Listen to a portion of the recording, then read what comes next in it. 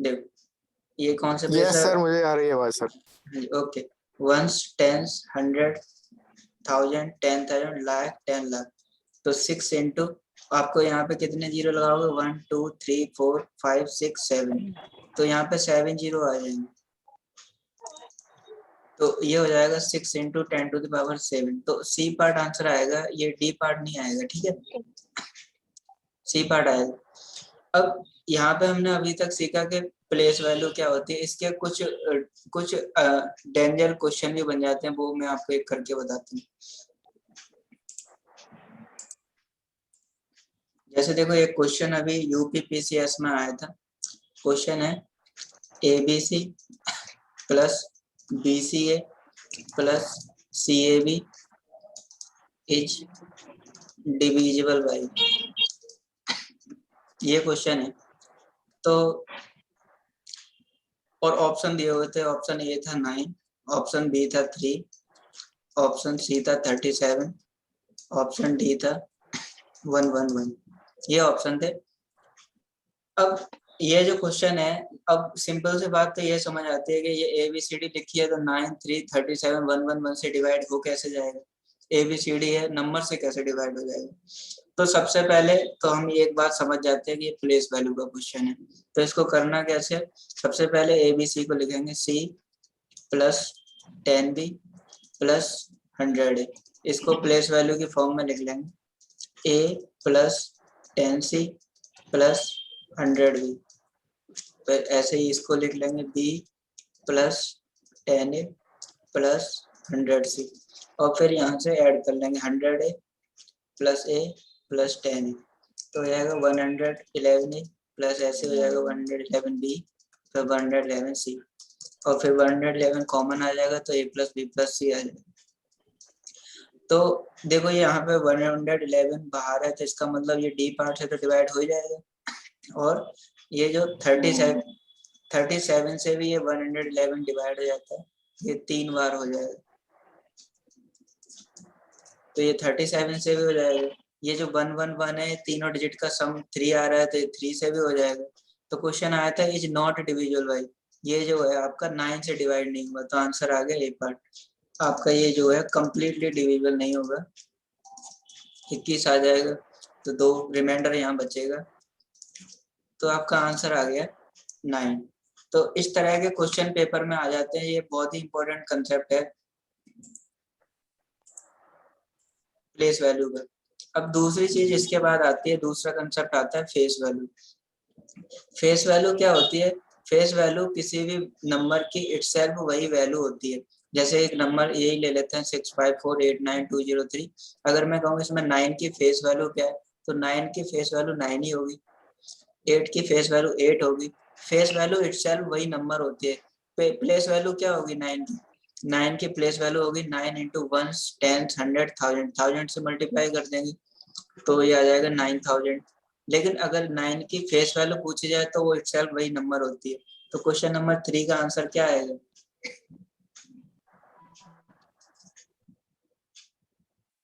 Find the face value of 6। E part, face value क्या होती है? वो इटसेल्फ नंबर होती है। ठीक है, अब देखो नेक्स्ट कंसेप्ट करते हैं, नंबर सिस्टम। अभी तक हमने देखा कि डिजिट होते हैं, डिजिट से नंबर बन जाते हैं। अब इस नंबर का पूरा एक सिस्टम होता है, वो कैसे होता है? जैसे कि ये जो नंबर थे 1 2 3 4 5 6 7 8 9, और जब हम इनको जैसे जीरो भी ले लेते हैं तो 1 और 0 को लिख देते हैं तो 10 हो जाएगा, फिर 1 और 1 को ले लेते हैं तो 11, 1 2 12 1 3 13, ऐसे करके लिखते जाएंगे, तो इसे हम बोलते हैं काउंटिंग। और सारी की सारी प्रॉब्लम यही मैथ में काउंटिंग से शुरू होती है। कैसे? अगर यहाँ से लें 1 3 5 तो ये आपके ऑड नंबर बन जाते हैं, यहाँ से ले लें तो ये आपके इवन नंबर बन जाते हैं, अगर 1 से इकट्ठी काउंटिंग कर लें तो नेचुरल बन जाते हैं, 0 से काउंटिंग कर लें तो होल। तो सारी प्रॉब्लम जो है इसी काउंटिंग से शुरू होती है। अब इस काउंटिंग से करते हैं, काउंटिंग के बारे में पढ़ते हैं सबसे पहले। तो ये 1 से लेके 100 आगे गिनती गिनते जाओ, इसे काउंटिंग बोलते हैं। इससे बहुत अच्छे क्वेश्चन आ जाते हैं।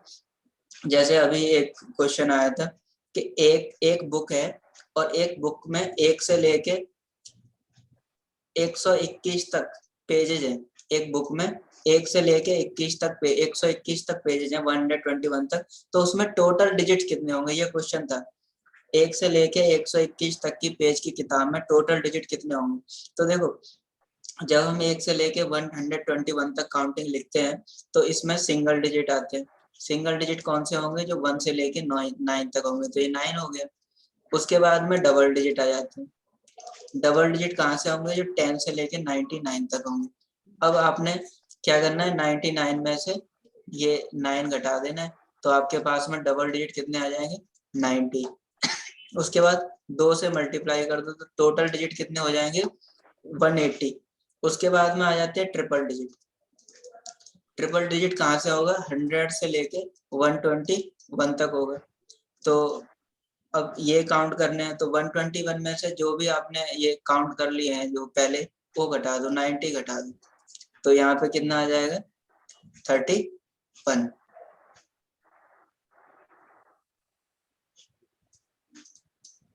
तो इसको 3 से मल्टीप्लाई करेंगे तो टोटल, फिर जब आपके सिंगल डिजिट, डबल डिजिट और ट्रिपल डिजिट जो भी आ गए, वो आपने इसमें से घटा देना। ये यहाँ पे ये जो 9 यूज हो गया वो भी घटाएंगे, 9 भी घटाएंगे यहाँ से, तो यहाँ पे 22 आएगा।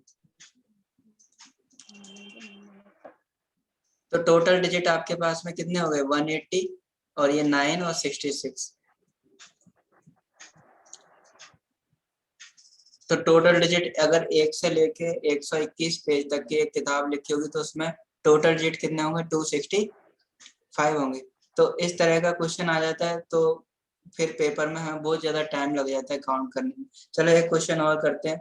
एक बुक ले लेते हैं जिसमें 1 से लेके 251 तक पेजेज हैं, तो उसमें बताओ कितने कितने होंगे, कुछ कितने डिजिट होंगे, करके काउंट बताओ।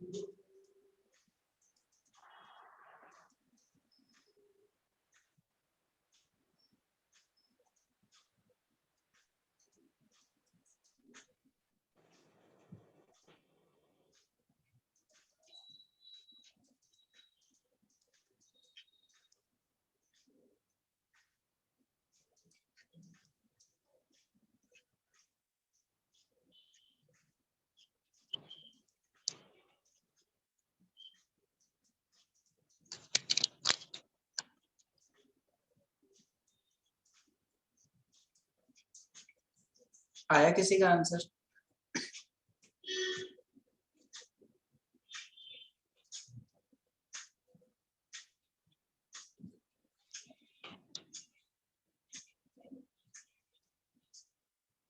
345 आया। कोमल आपका कितना है?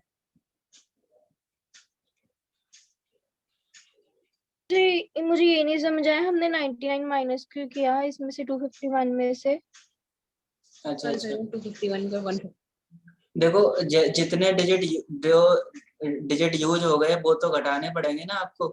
9 आपने यूज कर लिए, सिंगल डिजिट डबल डिजिट, तो टोटल किताब में 251 पेज हैं, तो उसमें से सिंगल और डबल डिजिट घटाओगी ना आप, इसलिए माइनस कर दिया। ओके, हमने इसमें से ट्रिपल डिजिट बताने हैं कितने हैं? हाँ जी हाँ जी, ट्रिपल डिजिट पहले सिंगल डिजिट काउंट करने हैं, फिर डबल डिजिट काउंट करने हैं, फिर ट्रिपल डिजिट। अगर ऐसे नहीं करने हैं तो आप क्या करोगे, 100 से लेके 251 तक के डिजिट देख लो कितने होंगे। देखो जो ट्रिपल होंगे, तो 100 से लेके 200 तक कितने डिजिट हो गए, 101। उसके बाद 51 और ले लो, तो इस तरह से निकाल लो, आपकी मर्जी है, तो भी आ जाएगा 152। ओके हाँ, तो देखो सिंगल डिजिट हुआ 1 से लेके 9 तक, तो 9 डिजिट तो इस किताब में सिंगल डिजिट होंगे। डबल डिजिट होगा 10 से लेके 99 तक, तो 90 इंटू 2 कर लिया, इसमें से 9 घटा दी, तो सिंगल डिजिट घटा दोगे तो डबल डिजिट 90 बचेंगे, तो 90 इंटू 2 कर लिया तो 180 डबल डिजिट होंगे। ट्रिपल डिजिट करना है तो 100 से लेके 251 तक ये 99 घटा दो तो 150। इस तरह से ये डबल और ट्रिपल डिजिट निकालना सबसे आसान होता है। पिछला नंबर जितने भी हैं वो सारे घटा दो, ये सबसे आसान तरीका होता है डिजिट निकालने का। उसके बाद ये ट्रिपल थे तो इसको 3 से कर दिया, आ गया 456। तो 456 180 और 9 को जोड़ दिया तो 645 आ गया। लगा समझ? हाँ जी। ओके चलो अब देखो इसके आगे का कंसेप्ट करते हैं। इस तरह के क्वेश्चन ना बहुत ज्यादा पेपर में आ जाते हैं। काउंटिंग से बहुत अच्छे अच्छे क्वेश्चन पेपर में आते हैं। जैसे हमने 1 से 100 तक गिनती लिख ली। अब पेपर में ये रिसेंटली अभी एक पीसीएस छत्तीसगढ़ पीसीएस में क्वेश्चन आया हुआ है कि 1 से लेके 100 तक की गिनती में जीरो कितनी 1 से लेके 100 तक की गिनती में 1 कितनी बार आता है बताओ।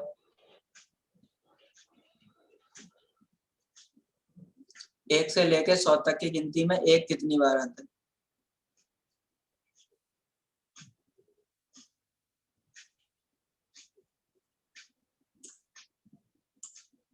ट्वेंटी 20 बार।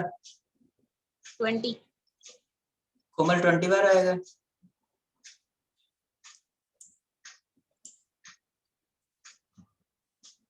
प्रभजोत कितनी बार आएगा? 1 से लेके 100 20 आ रहा है आपका भी? हाँ जी। 21 टाइम्स। हाँ ये आंसर सही है, 21 आएगा। देखो कैसे 1 से लेके ये सब पता चलता है।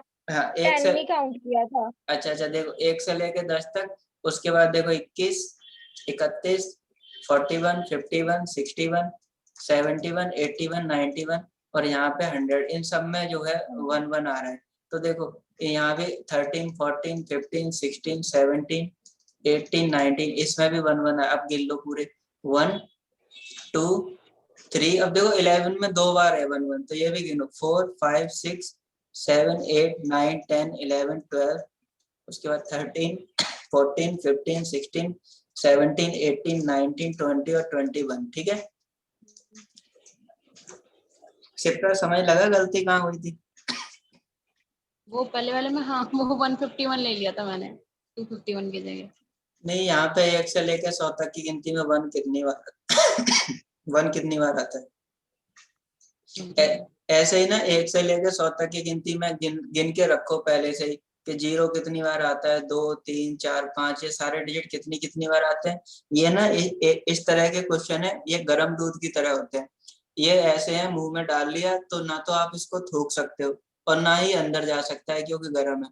पेपर में क्वेश्चन आ जाएगा 1 से लेके 100 तक की गिनती में 1 कितनी बार आता है, तो ये इतना आसान है कि आप काउंट करने बैठ जाओगे और वहां पे आपका टाइम खराब हो जाएगा। क्योंकि ये ऐसा क्वेश्चन है छोड़ने का आपका दिल नहीं करेगा और होगा आपसे जल्दी से है नहीं क्योंकि आपको पता नहीं है। आप काउंटिंग लिखोगे उसमें आपका टाइम तो खराब हो ही जाएगा थोड़ा बहुत जल्दी से। तो अभी ये ना बाद में आप सारे लिख लेना कि 1 से लेके ये 21 बार आता है, बाकी सारे नंबर जो है कितनी कितनी बार आते हैं। ठीक है ये बहुत इंपॉर्टेंट है। चलो इसके आगे करते हैं। अब इसके आगे पूरा का पूरा नंबर सिस्टम पढ़ते हैं कि नंबर सिस्टम होता क्या है। तो नंबर सिस्टम पे चलते हैं। देख हम एक बार सारे नंबर कर लेते हैं, पूरा नंबर सिस्टम पढ़ेंगे। नंबर सिस्टम तो सबसे पहले शुरू करते हैं नेचुरल नंबर से, इसे एन से लिखते हैं। वो नंबर जिनकी स्टार्टिंग 1 से होती है उन्हें नेचुरल नंबर कहते हैं। आगे हम up to and so on लिखते चले जाएंगे। वो नंबर जो 0 से स्टार्टिंग होती है उन्हें होल नंबर लिखते हैं, ई से W से रिप्रेजेंट करते हैं। फिर उसके बाद आता है इवन नंबर, वो नंबर जो 2 से कट जाते हैं या फिर जिनके पीछे 2 4 6 8 0 आता है वो नंबर इवन होते हैं। ऑड नंबर क्या होते हैं? जो 2 से नहीं कटते हैं, जैसे 1 3 5 7, इसे ऑड नंबर बोलते हैं। उसके बाद आता है प्राइम नंबर, वो नंबर जो इटसेल्फ डिविजिबल होते हैं और किसी से नहीं कटते उसे प्राइम नंबर बोलते हैं। या तो वो 1 से कटते हैं या फिर इटसेल्फ डिविजिबल होते हैं, जैसे कि 2 है 3 है 5 है 7 है 11 है, 13 है, 17 है, इस तरह से। तो यहाँ पे कमाल की बात यह है कि 2 सबसे छोटा प्राइम नंबर होता है और ऐसा प्राइम नंबर होता है जो इवन है। बाकी सारे प्राइम नंबर देखो ऑड होते हैं, लेकिन 2 ही अकेला एक ऐसा नंबर है जो इवन है। ये अभी आया था उत्तराखंड पीसीएस में। इसके ना 3 क्वेश्चन बन जाते हैं। क्वेश्चन क्या बनता है सबसे छोटा इवन नंबर क्या है? Answer is 2। सबसे छोटा इवन प्राइम नंबर क्या है? तो आंसर इज 2। लेकिन पूछे सबसे छोटा ऑड प्राइम क्या है? तो आंसर 3 आ जाएगा। एक क्वेश्चन आता है इसी में पेपर में कि 1 से लेके 100 तक कितने प्राइम नंबर होते हैं? तो 1 से लेके 100 तक 25 प्राइम नंबर होते हैं। या फिर क्वेश्चन आता है कि 1 से लेके 50 तक कितने होते हैं? तो 1 से लेके 50 तक 15 प्राइम नंबर होते हैं। 50 से लेके 100 तक 10 प्राइम नंबर होते हैं। तो टोटल 1 से लेके 100 तक 25 प्राइम नंबर होते हैं। सबसे छोटा प्राइम नंबर 2 होता है और 1 से लेके 100 तक जो सबसे बड़ा प्राइम नंबर होता है वो 97 होता है। 97 1 से लेके 100 तक की गिनती में सबसे बड़ा प्राइम नंबर होता है। तो इस तरह से ये जो नोट्स आपको दिए हैं इसके लास्ट में सारे 1 से लेकर 100 तक सारे प्राइम नंबर लिखे हुए हैं। लेकिन अगर ये निकालना हो कि कोई भी नंबर प्राइम है या नहीं, तो उसके लिए क्या करते हैं? जैसे कि मैं चेक करना चाहता हूँ कि 123 ये प्राइम है या नहीं, ये मैं इस नंबर को चेक करना चाहता हूँ। तो आप क्या करो, सबसे पहले इसके नंबर के स्क्वायर के पास जाओ। जैसे 11 का स्क्वायर किया तो 121 होता है और 12 का स्क्वायर किया तो 144 होता है। मतलब 11 और 12, 11, 11 और 12 से छोटे सारे प्राइम नंबर आप लिख लो। कौन कौन से होंगे? 2, 3, 5, 7 और 11। हमने 12 से छोटे सारे प्राइम नंबर लिख लिए। उसके बाद इन प्राइम नंबर से 123 को डिवाइड करके देखो। 2 से तो होगा नहीं क्योंकि इसके एंड में 2, 4, 6, 8 नहीं आ रहा है। 3 से करेंगे तो 3 चौक 12, 3 एकम 3। 3 से ये नंबर पूरा कट रहा है, इसका मतलब 123 प्राइम नहीं होगा। 123 एक ऐसा नंबर है जो किसी ना किसी से डिविजिबल होगा। तो इस तरह से हम किसी भी नंबर का प्राइम नंबर निकाल लेते हैं। जैसे 97 का निकालते हैं, ये चेक करते हैं ये प्राइम है कि नहीं। तो हम क्या करते हैं, स्क्वायर के पास जाते हैं। 10 का स्क्वायर होता है 100। तो आप जो है 10 से छोटे सारे प्राइम नंबर लिख लो, 2, 3, 5, 7। उसके बाद देखो 2 से ये नहीं कटेगा क्योंकि पीछे 2, 4, 6, 8, 0 नहीं आ रहा है। 3 से काटेंगे तो 3, 3 या 9 और 3, 2 या 6, 1 रिमाइंडर बच जाएगा। 5 से तो बिल्कुल नहीं होगा। 5 से तो वही नंबर कटते हैं जिनके एंड में 0 या 5 हो। 7 से काटेंगे तो 7 एकम 7, 2 बचेंगे, 7 या 21 और ये 6 रिमाइंडर बच जाएगा। तो 7 से भी नहीं होगा। तो ये नंबर पक्का प्राइम होगा क्योंकि ये 2, 3, 5, 7 से डिवाइड नहीं हो रहा है। इस तरह से हम किसी भी नंबर की प्राइम वो नंबर डिविजिबल है कि नहीं वो चेक कर सकते हैं, या वो प्राइम है कि नहीं ये भी चेक कर सकते हैं। चलो अगले नंबर की तरफ चलते हैं। अगला नंबर है आपका इंटीजर नंबर। वो नंबर जो फ्रैक्शनल में नहीं होते उन्हें इंटीजर कहते हैं। जैसे कि 1, 2, 3, 4 ये इंटीजर है। इसमें निगेटिव इंटीजर भी होते हैं, -1, -2, -3 ये निगेटिव इंटीजर है। इसे नंबर लाइन पे हम ऐसे ही लिखते हैं, बीच में 0 आता है। ये सभी इंटीजर है। एक होता है आपका रेशनल नंबर, जिसे क्यू से लिखते हैं। वो नंबर जो पी बाई क्यू की फॉर्म में लिखे जाते हैं उन्हें रेशनल नंबर कहते हैं। कंडीशन क्या है? Q does not is equal to 0। जैसे कि 1/2, 2/3 ये जो है रेशनल नंबर है, जिसे हम फ्रैक्शनल नंबर भी कहते हैं। ये जो नीचे वाला नंबर है ये 0 नहीं होना चाहिए।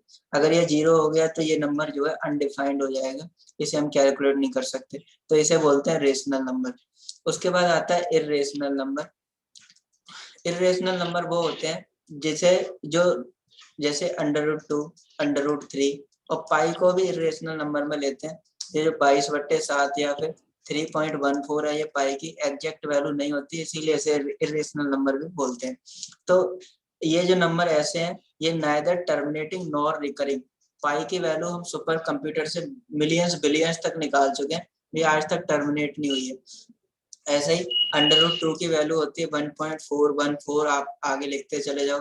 √3 1.732 आप लिखते चले जाओ। Neither terminating nor repeating, that number is called irrational number. तो इस तरह से ही इर्रेशनल नंबर की डेफिनेशन हो जाती है। नेक्स्ट होता है को प्राइम नंबर। वो नंबर जिनमें कुछ भी कॉमन नहीं होता है, दैट इज कॉल्ड को प्राइम नंबर। जैसे कि 6 and 7 ये को प्राइम नंबर है।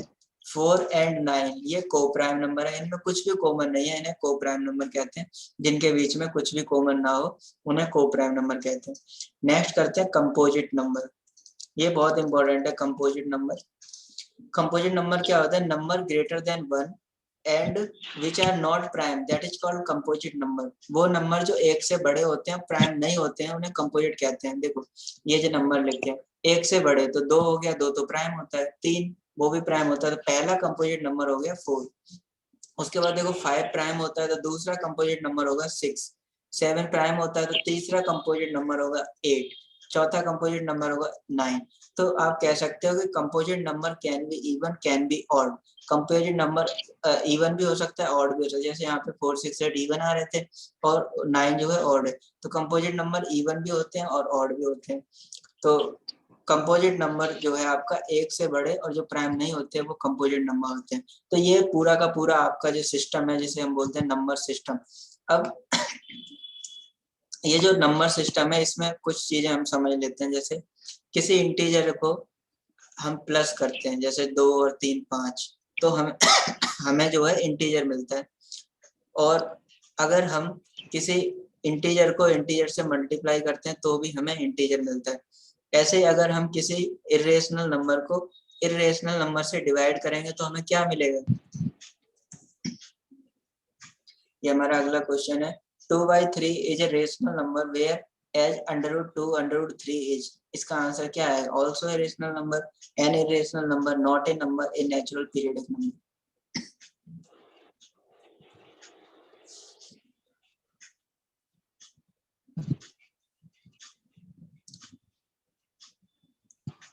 क्या आएगा इसका answer? 2/3 is a rational number where as √3 is।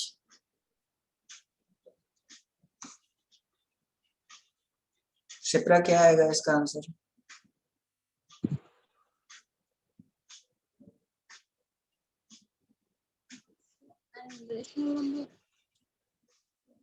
B part आएगा, A part? B. B. Komal क्या आएगा इसका आंसर?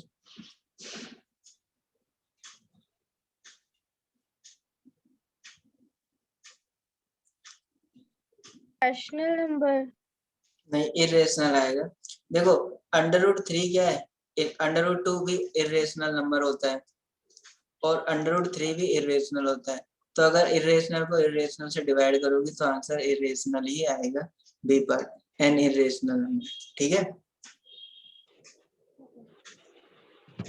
अब चलो, अब ये हमने अब तक जो भी पढ़ा, जैसे प्लेस वैल्यू, फेस वैल्यू या फिर नंबर सिस्टम, ये पूरा का पूरा। अब इसी के ऊपर चलते हैं अगला। ये कुछ क्वेश्चन है जो फॉर्मूला बेस्ड है और ये बहुत ज्यादा पेपर में आते हैं। जैसे पहला क्वेश्चन है, find the sum of the first 25 natural number. तो जैसे अगर हमसे पेपर में क्वेश्चन आ जाता है कि भाई 1 से लेके 5 तक के नंबर का सम निकालो, तो हम जल्दी से ऐसे करके जोड़ देंगे। 5 4 9 9 3 12 2 14 1 15।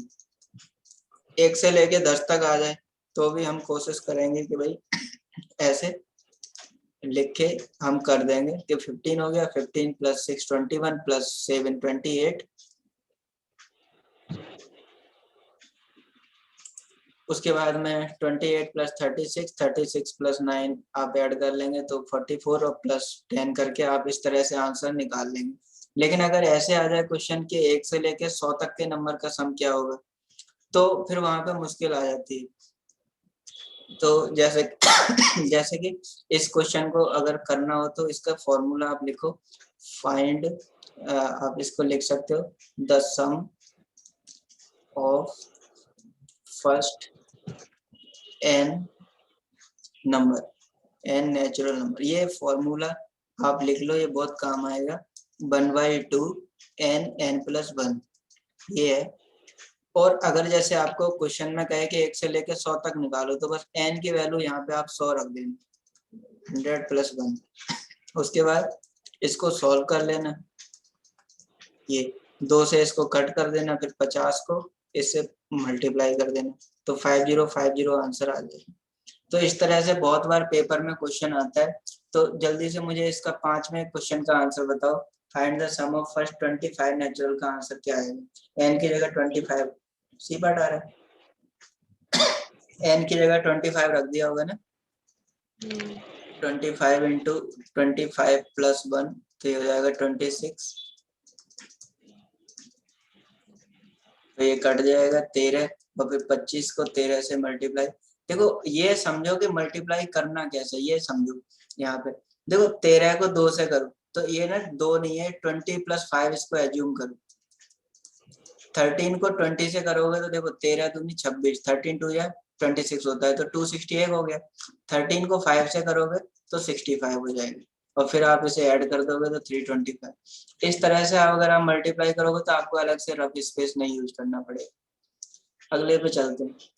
Find the sum of the squares of first 35 natural number. तो इसका फॉर्मूला होता है the sum of the squares of first n natural number क्या होता है? 1/6 n n plus 1 2n plus 1।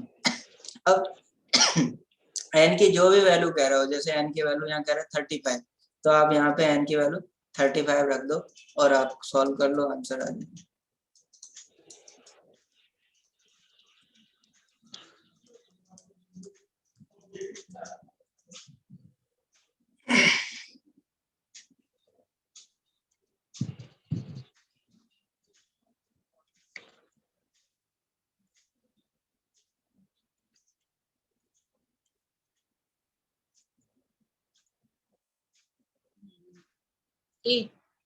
ए पार्ट आ गया। 14910। हाँ देखो 1/6 इंटू 35 इंटू 36 और ये आ जाएगा 71 और इसको 6 से काट देना। 35 इंटू ये कर लोगे मल्टीप्लाई, 6 कम 6 6 7 42 और ये 35 को आप लिख लो 5 इंटू 7 और फिर इसको 7 से कर दो मल्टीप्लाई। 7 को देखो 4 से करेंगे तो 7 चौक 2801 हो गया। 7 को 2 से करेंगे तो 7 दूनी 14 140 एक हो गया और 7 को 6 से 7 छिके 42 और फिर आप इसे ऐड कर लो तो कितना आ जाएगा 2982।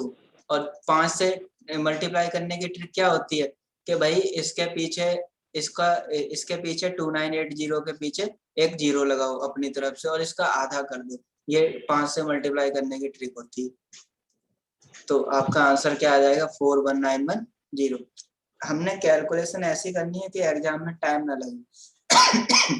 अगर एग्जाम में टाइम लग रहा है तो कोई फायदा नहीं होगा। तो ये जो अभी मैंने आपको मल्टीप्लाई करने की ट्रिक बताई, इसको जैसे फिर से देखो 7 को 426 से मल्टीप्लाई करना है तो 7 को 400 ये इकाई दहाई सैकड़ा 1 10 100 जो अभी प्लेस वैल्यू में सीखा था। 7 को 4 से किया 7 4 जा 2800।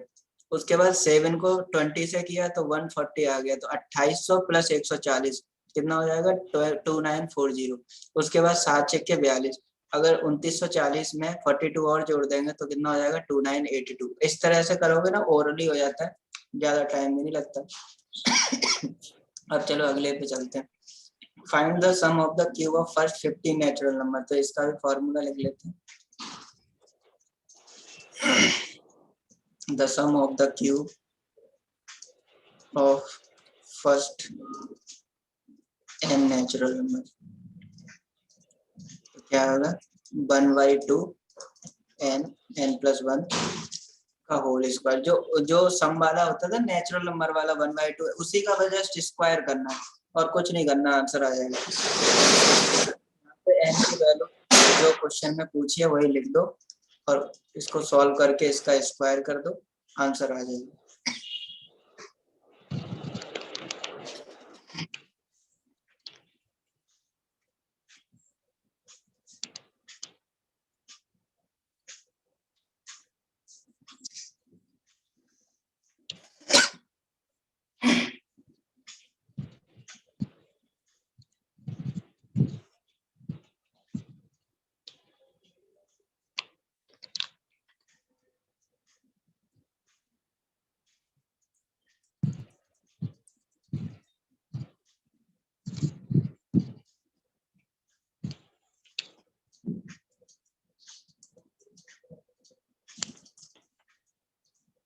बी। बी पार्ट आ जाएगा 14400। तो ये क्वेश्चन समझ लगा साथ में? हाँ जी, हाँ जी। चल अब देखो अगला, find the sum of the first 37 odd number. तो इसका भी फॉर्मूला होता है the sum of first n odd number. Paper में कहीं ऐसा आ जाए, बस कुछ नहीं करना, n स्क्वायर करना आंसर। ये क्वेश्चन में दिया 37 का स्क्वायर कर दो, आंसर आ जाएगा।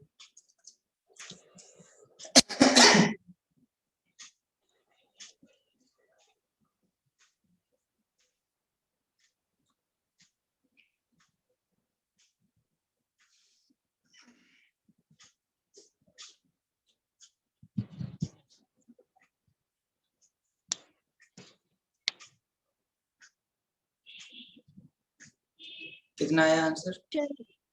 ए ए पार्ट 1369।